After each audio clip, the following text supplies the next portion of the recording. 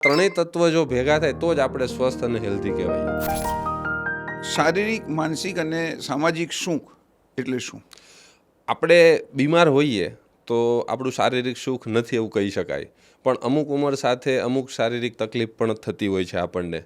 તો જો આપણે વ્યવસ્થિત હલનચલન કરી શકતા હોય, દૈનિક કાર્ય કરી શકતા હોય તો આપણે શારીરિક રીતે સુખી કહેવાઈએ। માનસિક રીતે આપણે તો જ સુખી કહેવાય જો આપણને કોઈપણ પ્રકારનું સ્ટ્રેસ ના હોય। આજકાલ સ્ટ્રેસ મેનેજમેન્ટ ઉપર બહુ ફોકસ આપવામાં આવે છે।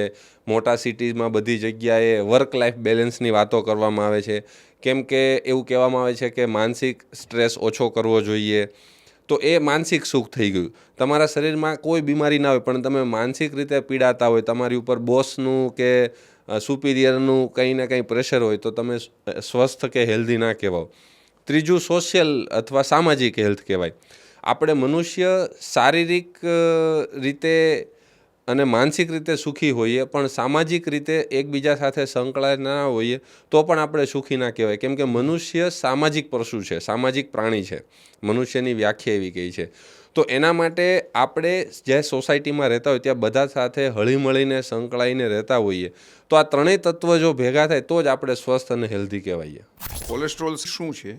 તમને જાણીને આશ્ચર્ય થશે, ખરેખર આપણે કોલેસ્ટ્રોલ ખાવું જોઈએ।